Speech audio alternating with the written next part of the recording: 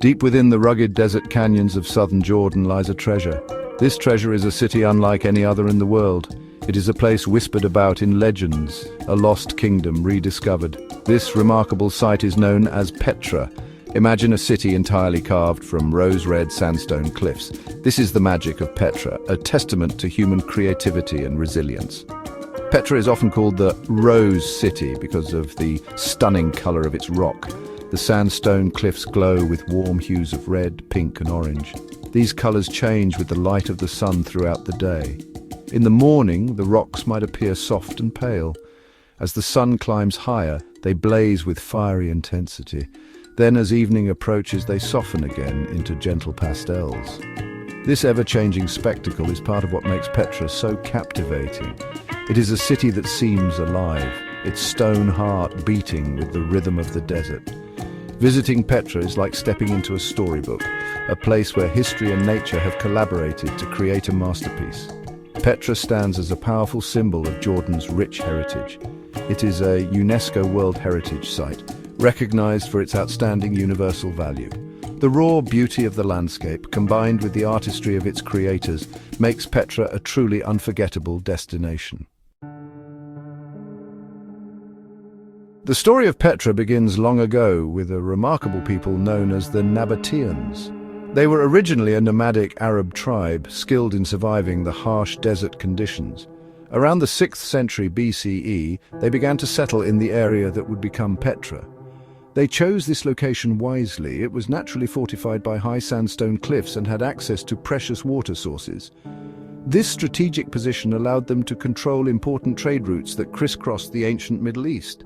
The Nabateans were not just warriors, they were incredibly astute traders and engineers.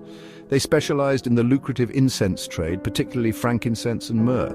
The Nabateans established a vast network, transporting these goods by camel caravan across the deserts. Their control over these trade routes brought them great prosperity. This wealth fueled the development of Petra, transforming it from a simple settlement into a magnificent capital city. Their understanding of commerce and logistics was truly exceptional for their time. Petra's historical significance is deeply intertwined with its role as a major trading hub. For centuries, it was a vital crossroads for caravans carrying spices, silks, incense, and other valuable goods. The Nabateans skillfully managed these trade routes, levying taxes and providing safe passage for merchants. This strategic economic position brought immense wealth to the city. This wealth was then invested in constructing the magnificent monuments and public buildings that we see today. The city became a symbol of Nabatean power and prosperity, its influence stretching far beyond its rocky boundaries. The decline of Petra began gradually. Shifts in trade routes, particularly the rise of maritime trade through the Red Sea, started to bypass the overland caravan routes that Petra controlled. This economic shift slowly eroded the city's primary source of income. By the time of the early Islamic conquests in the 7th century CE, Petra was largely abandoned, its glory days a distant memory. The journey into Petra often begins with an unforgettable walk through the Siq. The Siq is a narrow, winding gorge that serves as the main entrance to the ancient city. It stretches for over a kilometer, about 1.2 kilometers or 3/4 of a mile to be precise. This natural geological feature was formed by tectonic forces that split the mountain apart. Over millennia, flash floods further carved and smoothed its towering sandstone walls. As you step into the Siq, the outside world begins to fade away. The temperature drops slightly and the sounds become muffled, creating a sense of anticipation and wonder for what lies ahead. The walls of the Siq rise dramatically on either side, reaching heights of up to 80 meters, or about 260 feet. In some places, the gorge is so narrow that you can almost touch both sides simultaneously. The play of light and shadow on the colorful rock formations is mesmerizing. Swirls of red, pink, orange, and yellow create a natural tapestry that changes with every turn. Walking through the Siq is a deeply immersive experience. The path twists and turns, building suspense with each step. And then, after what feels like an eternity of winding through the narrow passage, you catch your first glimpse of Al-Khazne, the treasury. Al-Kazne, or the Treasury, is Petra's most famous monument. Its magnificent facade is an icon of ancient architecture. Carved into the rose-red sandstone cliff, it stands about 40 meters high. The level of detail and artistry is astonishing. The facade features intricate carvings and ornate Corinthian columns. These elements reflect Hellenistic influences. The name Treasury comes from a Bedouin legend. The true purpose of Al-Kazne remains debated. Most archaeologists believe it was a royal tomb, likely constructed in the 1st century CE for a Nabatean king. The grandeur befits a royal burial place. The intricate details and scale demonstrate Nabatean wealth and power.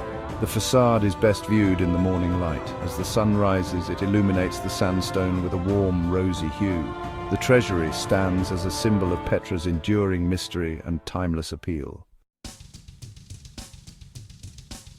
Beyond the main city centre of Petra lies another equally impressive, though perhaps less immediately famous, monument, Ad-Der, or the monastery. Reaching Ad-Der requires a significant effort. It involves climbing a steep path with around 800 steps carved into the rock. This ascent can be challenging, especially during the heat of the day. However, the journey itself is part of the experience. As you climb higher, you are rewarded with stunning panoramic views of the surrounding mountains and valleys. The landscape unfolds beneath you, revealing the rugged beauty of the Petra region. Ad-Der is even larger than the Treasury, measuring approximately 47 meters wide and 48 meters high, or about 154 feet by 157 feet. Its design is similar in style to the Treasury, with a massive facade carved directly into the cliff face. However, Ad-Der is less ornate, with a simpler, more imposing grandeur. Its name, the monastery, comes from the crosses that were carved on its interior walls during the Byzantine era, suggesting it was later used as a Christian chapel. The sheer scale of Ad-Der is breathtaking. When you finally reach the plateau where it stands, you're met with an overwhelming sense of awe. The experience of standing before Ad-Der, high above the main city, is truly unforgettable. To make the most of your visit to Petra, careful planning is essential. The best times to visit are during spring or autumn, when the weather is mild and pleasant. Summer can be extremely hot, while winter may bring rain or snow. Getting to Petra is straightforward. Most visitors arrive via Queen Alia International Airport in Amman. From Amman, it's a 3-hour drive to Wadi Musa, the gateway to Petra. Pack comfortable walking shoes for exploring Petra's uneven terrain. The local culture around Petra is deeply intertwined with the Bedouin people. The Badul Bedouins in particular have a long and intimate history with the ancient city. For generations they lived within the caves and tombs of Petra itself, making it their home. They were the guardians of its secrets, long before it was rediscovered by the Western world. Their knowledge of the landscape, the hidden paths, and the ancient traditions is unparalleled. Even today, though most have been resettled in the nearby village of Sayhun, their presence is an integral part of the Petra experience. You will see them working as guides, selling handicrafts, or offering tea. Bedouin hospitality is legendary. They are known for their warmth, generosity, and welcoming nature.